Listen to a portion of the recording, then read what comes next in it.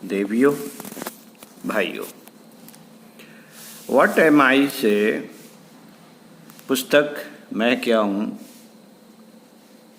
तीसरा अभ्यास कराते हैं अब आपको गुरुदेव की पुस्तक से। विषय एकता अनुभव करने का अभ्यास।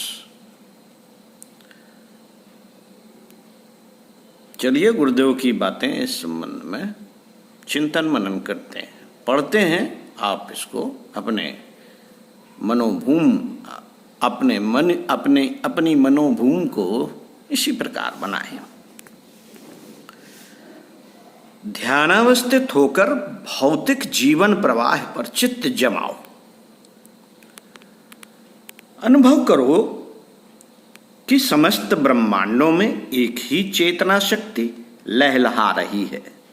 उसी के विकार भेद से पंचतत्व विनिर्मित हुए हैं। इंद्रियों द्वारा भी विभिन्न प्रकार के सुख दुख अनुभव होते हैं। वह तत्वों की विभिन्न रासायनिक प्रक्रियाएं हैं जो इंद्रियों के तारों से टकराकर विभिन्न परिस्थितियों के अनुसार विभिन्न प्रकार की झंकारें उत्पन्न करती हैं। समस्त लोकों का मूल तत्व एक ही है और उससे मैं भी उसी प्रकार गति प्राप्त कर रहा हूं जैसे दूसरे। यह एक साझे का कंबल है जिनमें लिपटे हुए हम सब बालक बैठे हैं। इस सच्चाई को अच्छी तरह कल्पना में लाओ। बुद्धि को ठीक ठीक अनुभव करने, समझने और हृदय को स्पष्ट अनुभव करने दो। स्थूल भौतिक पदार्थों की एकता का अनुभव करने के बाद सूक्ष्म मानसिक तत्व की एकता की कल्पना करो। वह भी भौतिक द्रव्य की भांति एक ही तत्व है।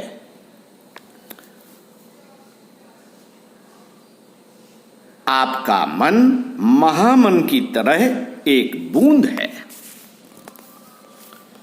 जो ज्ञान और विचार मस्तिष्क में भरे हुए हों वह मूलतः सर्वभौम ज्ञान और विचारधारा के कुछ परमाणु हैं और उन्हें पुस्तकों द्वारा, गुरुमुख द्वारा या ईथर तत्व आकाश में बहने वाली धाराओं से प्राप्त किया गया होता है। यह भी एक अखंड गतिमान शक्ति है और उसका उपयोग वैसे ही कर रहे हो जैसे नदी में पड़ा हुआ कछुआ अविचलित गति से बहते हुए जल परमाणुओं में से जल को पीता है और फिर उसी में मूत्र रूप में त्याग देता है। इस सत्य को बराबर हृदयंगम करो और अच्छी तरह मानस पटल पर अंकित कर लो। अपने शारीरिक और मानसिक वस्त्रों की भावना दृढ़ होते ही संसार आपका और आप संसार के हो जाओगे। कोई वस्तु आपको वीरानी नहीं मालूम पड़ेगी। यह सब मेरा या मेरा कुछ भी नहीं। इन दोनों वाक्यों में यह सब मेरा या मेरा कुछ भी नहीं, इन दो वाक्यों में तब आपको कुछ भी अंतर मालूम न पड़ेगा। वस्त्रों से ऊपर आत्मा को देखो। यह नित्य अखंड अक्षर अमर अपरिवर्तनशील और एक रस है। यह जड़ अविकसित नीच प्राणियों, तारागणों, ग्रहों, समस्त ब्रह्मांडों को प्रसन्नता एवं आत्मीयता की दृष्टि से देखता है। वीराना घृणा करने योग्य, सताने के लायक या छाती से चिपटा रखने लायक कोई पदार्थ वह नहीं देखता। अपने घर और पक्षियों के घोंसले के महत्व में उसे तनिक भी अंतर नहीं दिखता। ऐसी उच्च कक्षा का प्राप्त हो जाना केवल आध्यात्मिक उन्नति और ईश्वर के लिए नहीं वरन सांसारिक लाभ के लिए भी आवश्यक है। इस ऊंचे टीले पर खड़ा होकर आदमी स्वयं संसार का सच्चा स्वरूप देख सकता है और यह जान सकता है कि किस स्थिति में किससे क्या बर्ताव करना चाहिए। साथियों, उसे सद्गुणों के पुंज, उचित क्रिया, कुशलता और सदाचार सीखने नहीं पड़ते, वरन केवल यही चीजें उसके पास शेष रह जाती हैं और वे बुरे स्वभाव न जाने कहाँ विलीन हो जाते हैं, जो जीवन को दुखमय बनाए रहते हैं। यहां पे पहुंचा हुआ स्थित प्रज्ञ देखता है कि सब अविनाशी आत्माएं यद्यपि इस समय स्वतंत्र, तेज स्वरूप और गतिवान प्रतीत होती हैं, तथापि उनकी मूल सत्ता एक ही है। विभिन्न घरों में एक ही आकाश, विभिन्न घटों में एक ही आकाश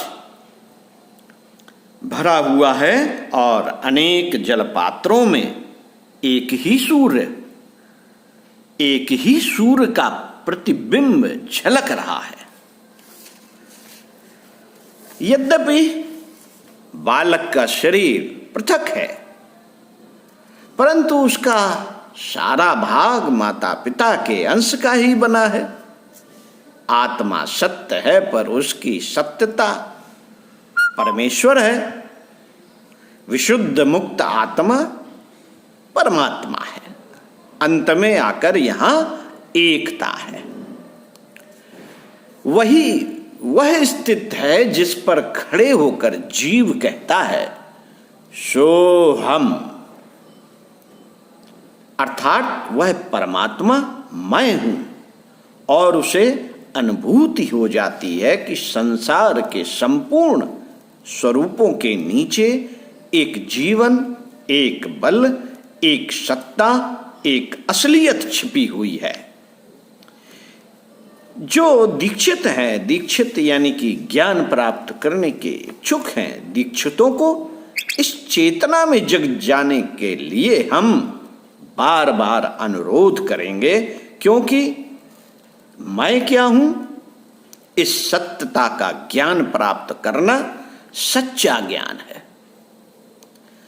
जिसने सच्चा ज्ञान प्राप्त कर लिया है, उसका जीवन प्रेम, दया, सहानुभूति, सत्य और उदारता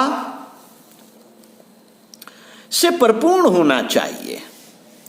कोरी कल्पना या पोथी पाठ से क्या लाभ हो सकता है? सच्ची सहानुभूति ही सच्चा ज्ञान है, और सच्चे ज्ञान की कसौटी उसका जीवन व्यवहार में उतरना ही हो सकता है।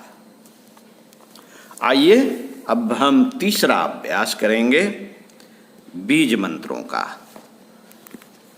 इसके लिए आपकी मनोभूमि तैयार हो गई है। पिछले सभी अभ्यासों को अपने दिमाग में घुमा लीजिए और